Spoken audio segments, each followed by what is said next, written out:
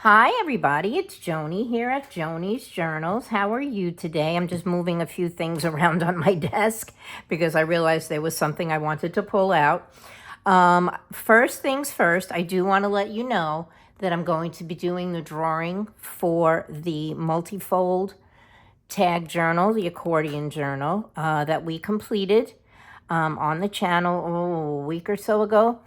And I will be doing that drawing tomorrow. I have found out that my cousin's birthday is going to be on Monday.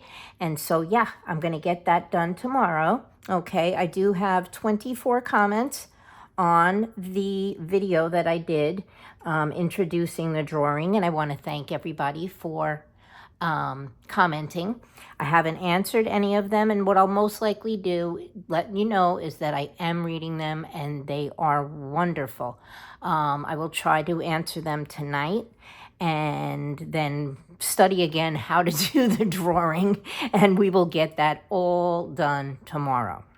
What I am introducing today is Tracie Fox and the design team and a few other people that are not on the design team. I just have to move in closer. Excuse my squeaky chair. And sorry if I bumped you, which I know I did.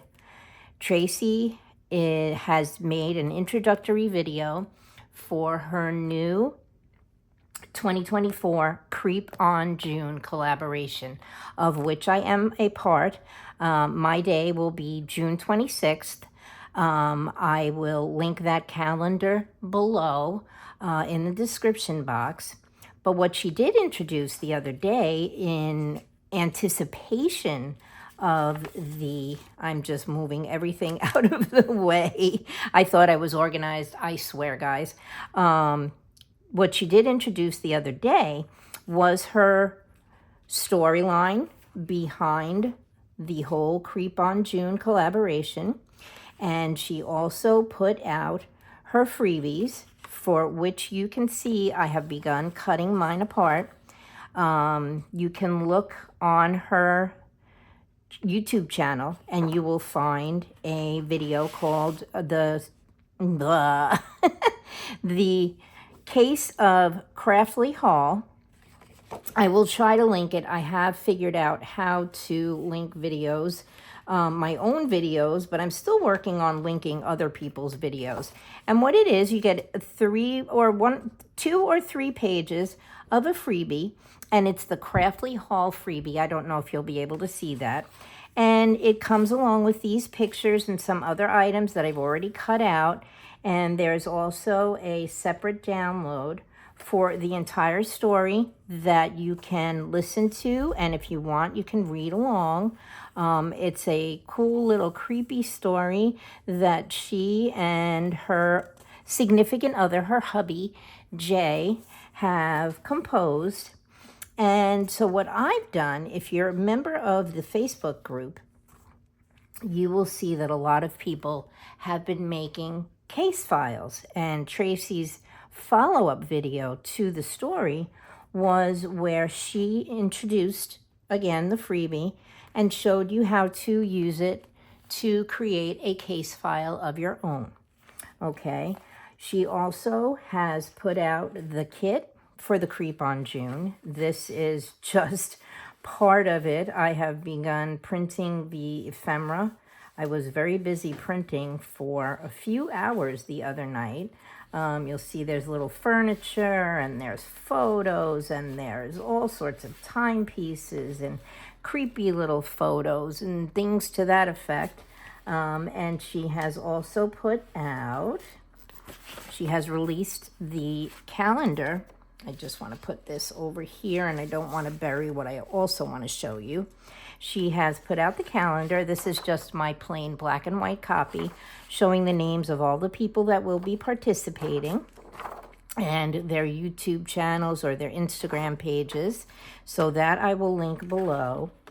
And she has put out the kit that will go along with the challenge that we'll all be participating in come June, which is actually beginning next week. So you can see I've been doing a lot of printing and a lot of just assembling and putting together of stuff. So yeah, I will link her website where you can go over and get your freebies. Again, if you haven't signed up, please do. It is a free website to join. And so, yeah, you can go over and you can get all of the goodies and go over to her Etsy shop, which I will also link below, because the Creep on June kit is a whopping 40% off at this time. Come June 1st, it will go back to regular price, which her kits are never really that expensive, and what you get with them is just unbelievable. So yeah, go over and take a look. But what I wanted to show you, and what we're just going to play with just a little bit, just so I can give you a little bit of a teaser. My friend Wilma Muhlenbeek, I will link her channel, yesterday did what she called an appetizer, introducing the kit and the file folder that she made to go along with it. In lieu of making a file folder, I have decided to create a journal, and I can see that my little tape is glaring in the light there. And I have created this little journal. It's 2 signatures, and I've made it out of a file folder, and I've given it some little pockets, a pocket in the back. Whoops. If I can just get it open, let me grab. I got my nails done the other day, and so my grabbing of things never really works very well once I have them done. Okay, let me see if I can slide this in. There we go. I've created a pocket in the back, and I've also created one in the front. Now, the premise behind my journal is, if you've read the story or listened to the story, you will know that Craftley Hall was a haunted place. There had been several people living there, different families, and all sorts of things had gone on. I don't want to tell you the whole story, but you can go over to the YouTube video and watch that for yourself, and you can go over and print it out and read it for yourself and get all of that done. But in lieu of creating a case file, what I have decided to do is to create a journal based on the fact that it is now the year 2024, and a young couple has come along and purchased Craftley Hall, which has fallen to ruins. And in doing research on Craftley Hall, they have found that there was a couple, Rose and Jeffrey, who lived there, about 100 years before, and they had encountered ghostly experiences and different little things going on inside their home. And so what they are doing, the new people in 2024, is they're recovering all the items, old photos, an old photo of Craftley Hall, a picture of Rose and Jeffrey. Does that look familiar? Yes, that was our fake mica, which we did last weekend in the cluster video. And they've begun finding pages of the case, and they've been collecting them, and they're putting them into a journal. They found the old casebook papers that were written up and typed up by Ernest Brundle, and they have begun assembling a journal, putting together all of the things they have found. And I am using all of the beautiful background pages that also are part of the Creep on June kit. So that is what my take on the Curious Case of Craftley Hall is going to be about. Of course, this is something that I will work on mostly on my own, and I will come back and I will show you little bits and pieces of it as the time goes along, so that you can get a taste for what is going on, because I will also most likely be putting out videos, taking part day by day, and making my own little creations for the collaboration, which, like I said, begins on June 1st. But what I thought we could do is I could show you how I have decided to work with the pages of the story and add them into this little journal that our new home buyers have begun to put together. As you can see, they've discovered some old photos. Not photos, I should say portraits. Well, they are photos, I guess. Portraits in frames of different people that lived around the Lower Craftley area. And they've begun to stack them against the wall. They found a picture of their home and what it used to look like, along with, as I said, a picture of the previous owners. Okay? And so what they're doing is they're finding the little pages that have been strewn around the attic, and they're kind of mottled and beaten up, and they've been taped back together, and the little edges are torn. And so they've decided to put them into a little journal and collect everything that they can, so perhaps they can piece together the story of the Curious Case of Craftley Hall. So what I thought we would do is I would just take one page. I have printed out the story at 70% of the size that it is put out at. And it's come out to be quite a nice little size. It actually is just under 4 3/4 once I cut it, by just under 6 3/4, and it fits perfectly on my pages in my journal, which have been cut at a variety of sizes, but for the most part, they're about 7 3/4 inches tall by, just about 5 inches wide is the narrowest one, because you can see they are all different sizes, because as I printed them, I decided to cut them so that they would be a variety of sizes. Okay.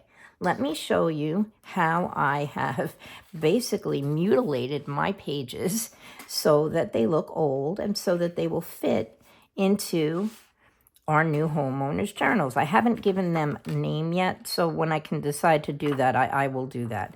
I take my piece of paper. Oh, first let me tell you that this is paper that I purchased on Amazon a long time ago. And it is, I believe when I purchased it, I asked for tea-stained paper. And so this is what I got. It was by a company called Bargain Paradise. And I'm going to look it up. But it comes in a variety of, let's see if I can get it out. Let me pull it out of here. It comes in a variety of different colors and patterns and such. And this was actually the first time I tried printing on it. I generally use it as a fill-in page when I'm making a journal. But you can see it comes in a variety of patterns. So instead of ruining one of the pages after I had printed them all out, I took one of the blank papers and I just crumpled it. And then I pulled it open. And I began inking around some of the creases you can see here. And I used my scorched timber, which no longer has a visible name on the case. And I took them and I just inked the edges on my crinkles. So that's what we're going to do with this. Okay, so I am just going to take this and I'm going to crinkle it up and I'm going to pull it back out. Now, since I also want to be able to use some of the quote-unquote vintage cellophane tape that I created in a video a while ago. And I will, since I know how to do that, I will link that video in the description box below so you can see how I did it. Basically, I used contact paper, which is what I call it. Other people call it sticky back paper and a variety of things. And I added alcohol ink and I came up with these cool little finished colors. So what I've been doing is I have been making a tear into my paper after I've wrinkled it and pulling it back pretty decent amount. And we can do another one here on the bottom, like so. Okay, so we have our paper torn. I'll show you here. Okay, I did it on this one, and I added my self-made vintage cellophane tape. Okay, so that's how we get our paper to look destroyed. And then what I'll do is try to find my dauber, which seems to have, oh, here it is, seems to have disappeared a bit. And then I take my scorched timber ink and I will bend the paper onto the wrinkle that I've created, and I just simply go around the edges of the little wrinkle that I made, and see, and then I'll find another little wrinkle that we created, and then I'll maybe even create another one to go in the other direction. Okay, and we can pull up another one down here, and I just ink around the crinkled edge. Okay, I mean, it's relatively simple, but I just thought that as much as I was giving you a little taste test on the new Creep on June, that I would show you how I created my pages. Okay, so I think that one's destroyed pretty well. And then I'll go around and I'll just ink the edges of the page itself. Okay, and I will also ink on our little torn edges here, like so. And let's just give a little on here and a little on here. Did you know that if you rip the page towards you, you will get the darker edge and the whiter edge will go in the back? I just thought I'd let you guys know that. Instead of ripping backwards, where your white edge will be more predominant. Okay, let's see if we can ink this a little more. Okay, grab a hold of that and around like that. Okay, how's everyone's weekend doing? We have our little birthday party on Sunday, and so we're going to be going out later to pick up some of the food that we're going to be making for the party. Okay, so there we go. We have our inked and torn page.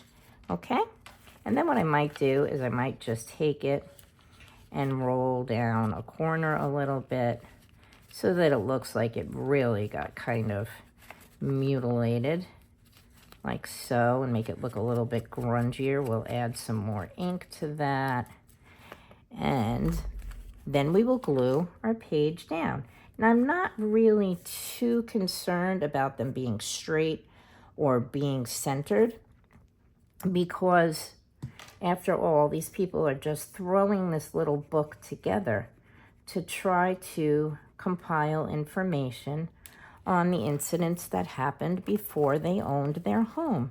So then what I'll do is I'll just take my glue, which will hopefully work for me, and I just put glue on the back, and I try to catch as much of the page as I can because I do want it to stay glued down. And I'll glue my torn areas too, even though we're going to put the little tape on it.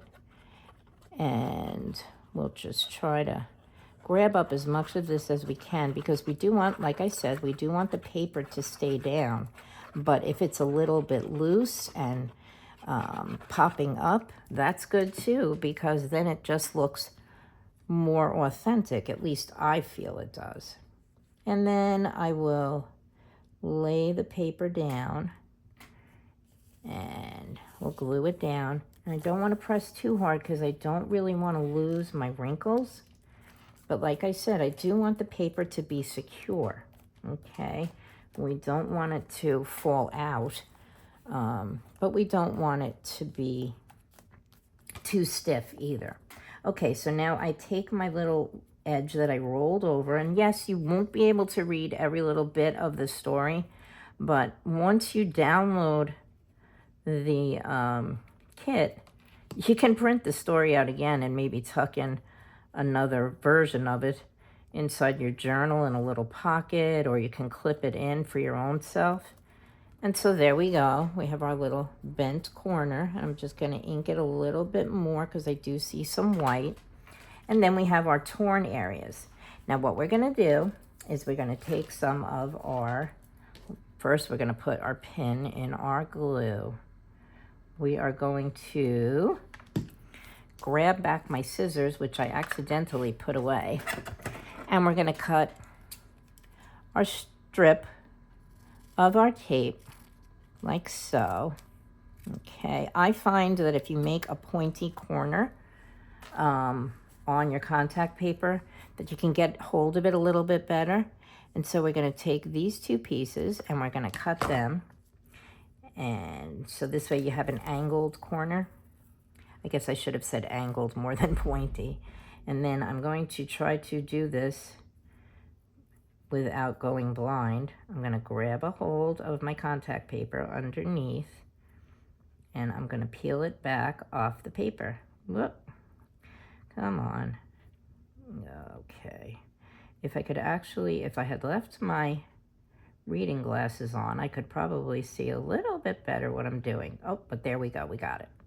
And then to make it look like it is actually a salvaged, saved piece of an old paper, we are going to place our handmade vintage tape down onto our page. And I think in this case, what I'm going to do is I'm going to wrap it around the back of the page.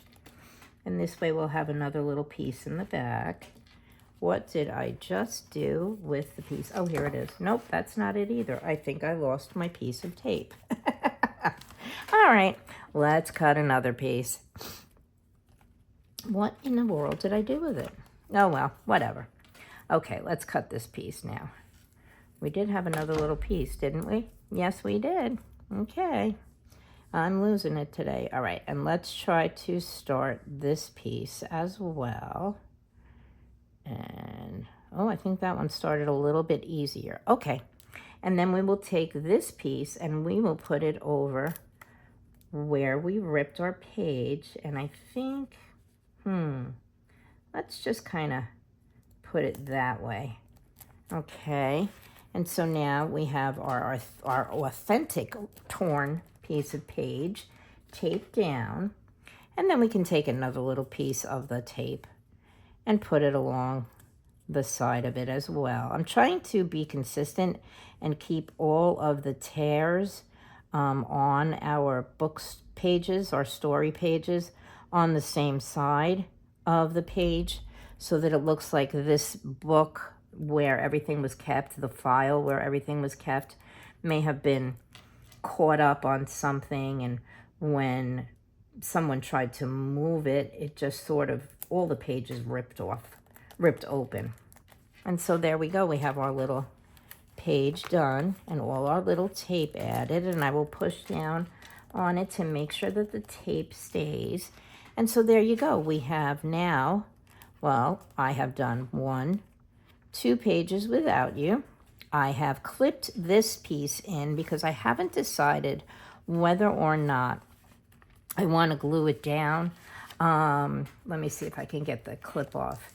I didn't do anything on the back of it, so it's white. I added a strip of paper because I was originally going to have it this way and then tuck it in the pocket, but then I thought that it looked cooler if I just kind of clipped it in to the book and put my little Tim Holtz mini clip on to hold it on. I may just glue it down, or maybe I'll do something on the back. I don't know. This is a relatively new adventure that we're going on together.